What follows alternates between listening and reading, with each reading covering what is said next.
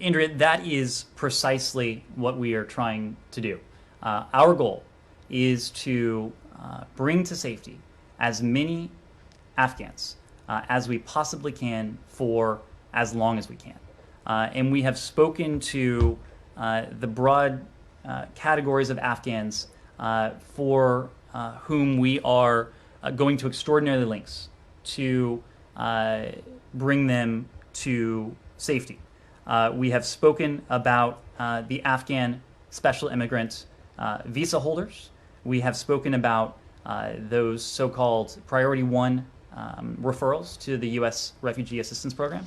The new category for Afghans, these are Afghans who have helped the American people over the years, who have worked closely with U.S. organizations, but what about NGOs. this larger program, Ned, and how do they get to Kabul? In How NGOs, do these people ever get to Kabul, no less the airport? in NGOs and media organizations as well. This was a broad and new category that we announced to resettle an even larger universe. But we are also working to do all we can for a category of Afghans we're calling Afghans at risk.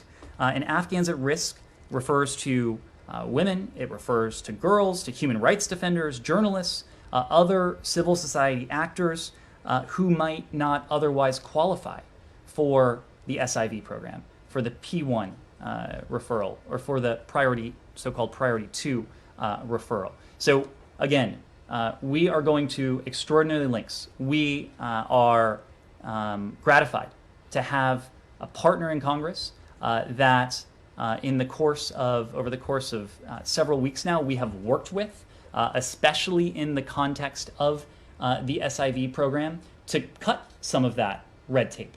As you know, the SIV program, it is defined by statute. If memory serves, there are 14 steps that were written into statute that an SIV applicant would need to go through before he or she could be considered a special immigrant and be granted access to the United States.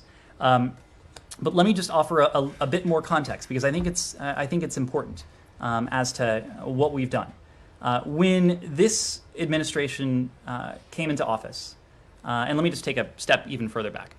We have spoken of the SIV program, of course, in recent days, in recent weeks. But this is a program that has existed for years now. The United States government, over the course of those many years, has welcomed more than 76,000 Afghan special immigrants. That is to say, Afghans who, at great personal risk to themselves or to their families, have helped the United States government over the years. In recent days alone, we have brought 2,000 of them to the United States, and most of them have now begun their new lives through refugee, through. But Christina, I promise I'll come back to you. We all have questions about today, so if you guys, if my colleagues want to go, that's fine. But we know this history, Ned. We do. We've got limited time. We've got a lot of questions. I will come right back to you. But let me just, because I think the context is not unimportant. What is also true is that when we came into office, there was a large backlog of SIV applicants, who had waited months or even longer. We have gone to extraordinary lengths since the earliest days of this administration to shorten that backlog, to cut some of that red tape. We have worked with Congress. Congress says that it's only because of their pressure that you were way behind, not you personally, but that the State Department lagged terribly on this and that they had to force this legislation.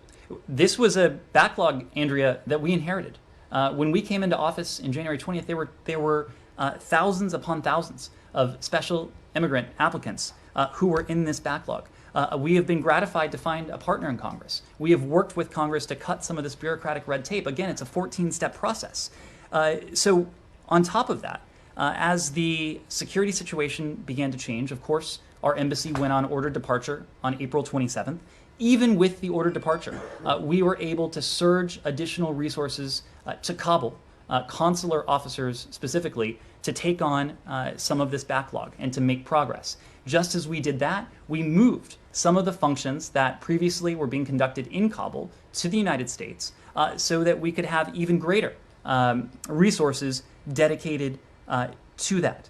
With those steps, we were able to cut many, many months off the average wait time for SIV applicants.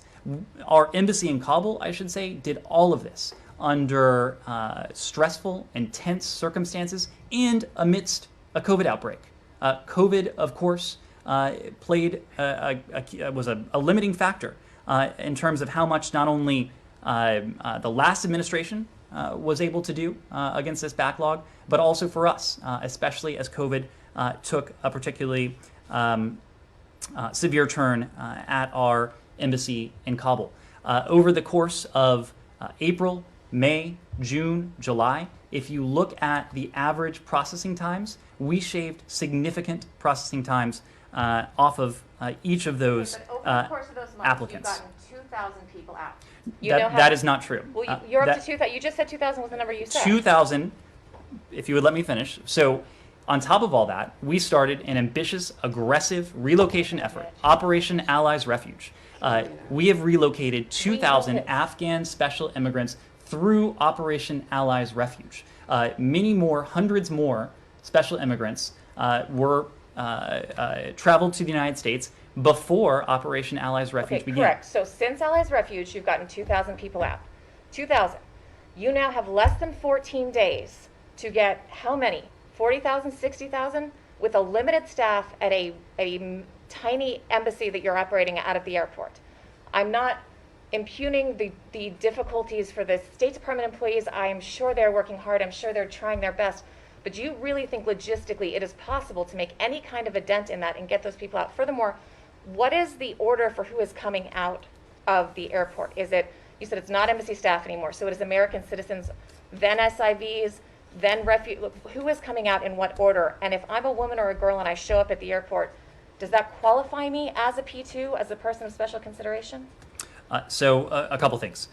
We are going to do, and we are doing, as much as we can for as long as we can to relocate, to bring to safety, whether that is to the United States or elsewhere, vulnerable Afghans, whether they are SIV applicants, whether they have refugee status, whether they fall into other vulnerable categories. You've heard from DoD that the Department of Defense has been in a position to relocate tremendous lift capacity. So now that the airport is under the control of the Department of Defense, not only U.S. military aircraft have been able to land and take off, but also charter aircraft. It is also a goal of the United States and our international partners to see to it that the commercial flights are able to take off and land. This is something that we are working on very closely with our partners, with Afghans on the ground. The reinitiation of commercial operations would add tremendous capacity to those seeking to relocate from Afghanistan. In terms of prioritization, of course, our first priority, our first responsibility is always going to be to the American people. So we've spoken of our repatriation of our direct hire staff. That has now completed for the time being. I told you today that we have notified the first tranche of private American citizens who have expressed an interest in being repatriated to the United States. So those Americans, we're not offering numbers, but it's the first tranche, and I expect several tranches of Americans and their families, given them explicit instructions about where and when to go. And we are going to do as much as we can for as long as we can for refugees or other vulnerable Afghans who may be interested.